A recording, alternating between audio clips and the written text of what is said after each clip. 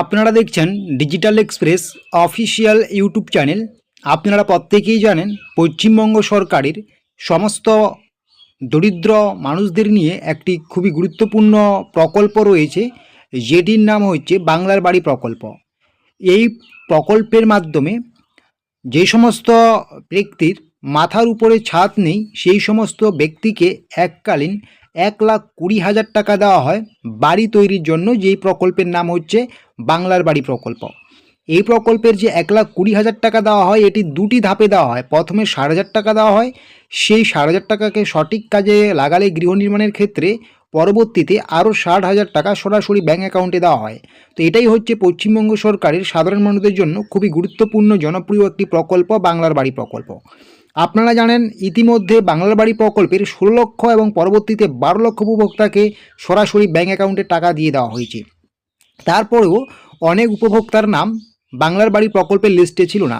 আপনারা হয়তো বাড়ি পাওয়ার যোগ্য, আপনার বাড়িতে ছাদ নেই, আপনার কাঁচা বাড়ি, তারপরেও বাংলার বাড়ি প্রকল্পের যে পরপর দুটি লিস্ট প্রকাশিত হয়েছে সেখানে আপনার নাম নেই।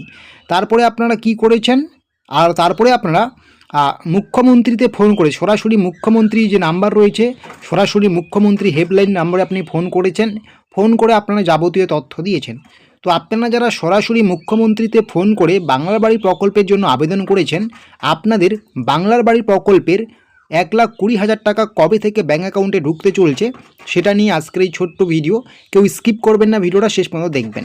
আরেকটি কথা আপনাদের আমি বলবো, আপনারা যদি আমাদের এই ডিজিটাল এক্সপ্রেস অফিসিয়াল ফেসবুক পেজে যুক্ত না হয়ে থাকেন, অন স্ক্রিন দেখতেই পাচ্ছেন, অবশ্যই আপনারা আমাদের সেই ডিজিটাল এক্সপ্রেস অফিসিয়াল ফেসবুক পেজে যুক্ত হয়ে যাবেন।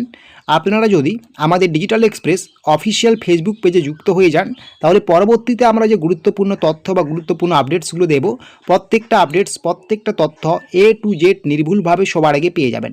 তো পরবর্তীতে যাদের নাম ফাইনাল লিস্টে না থাকার জন্য প্রথম 2 পর্যায়ে যে টাকা দেওয়া হলো, পরবর্তীতে আপনারা কিন্তু অনেকেই বাংলার বাড়ি প্রকল্পের নাম নথিভুক্ত করার জন্য বা ফর্ম ফিল আপের জন্য সরাসরি মুখ্যমন্ত্রীতে ফোন করেছেন। যারা সরাসরি মুখ্যমন্ত্রীতে ফোন করেছেন, আপনাদের টাকা কবে দেওয়া হবে, তো এটা নিয়ে এই মুহূর্তে সবথেকে গুরুত্বপূর্ণ আপডেট। আপনারা ইতিমধ্যে হয়তো জেনে গেছেন যে পশ্চিমবঙ্গের প্রত্যেকটা জেলাতেই সার্ভে চলছে। এই মুহূর্তে নতুনদের বাংলার বাড়ি প্রকল্প দেওয়ার আগে যে সার্ভেটা হয় সেই সার্ভে চলছে। অফিসাররা কিন্তু আপনাদের বাড়িতে যাবে প্রয়োজনীয় ডকুমেন্টস নিয়ে এবং প্রয়োজনীয় ফর্ম নিয়ে। সেখানে কিন্তু অবশ্যই আপনাকে কিছু প্রশ্ন জিজ্ঞাসা করা হবে এবং ছবি তোলা হবে এবং দেখা হবে যে আপনি ঘর পাওয়ার যোগ্য কিনা। তো এই মুহূর্তে যেহেতু সারা পশ্চিমবঙ্গ জুড়ে বাংলার বাড়ি প্রকল্পের নতুনদের টাকা দেওয়ার একটা সার্ভে চলছে, যারা সরাসরি মুখ্যমন্ত্রীতে ফোন করে জানিয়েছেন আবেদনপত্র, তো আপনাদের কিন্তু বিভিন্ন জায়গা থেকে যে আপডেট পাওয়া যাচ্ছে এই মার্চের মধ্যেই সার্ভে সম্পূর্ণ হবে। সার্ভে সম্পূর্ণ শেষ হয়ে যাওয়ার পরে রাজ্যের মুখ্যমন্ত্রী মমতা বন্দ্যোপাধ্যায় নির্দিষ্ট দিনক্ষণ ঘোষণা করবেন।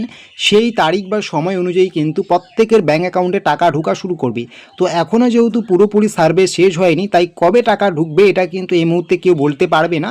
তবে সার্ভে শেষ হওয়ার পরে খুব শীঘ্রই রাজ্যের মুখ্যমন্ত্রী মমতা বন্দ্যোপাধ্যায়, সম্ভবত মার্চের শেষের মধ্যেই মুখ্যমন্ত্রী মমতা বন্দ্যোপাধ্যায় কিন্তু ঘোষণা করে দেবেন নতুনদের টাকা কবে ঢুকবে, যারা আপনারা সরাসরি মুখ্যমন্ত্রীতে ফোন করে বাংলার বাড়ি প্রকল্পের জন্য আবেদন করেছেন।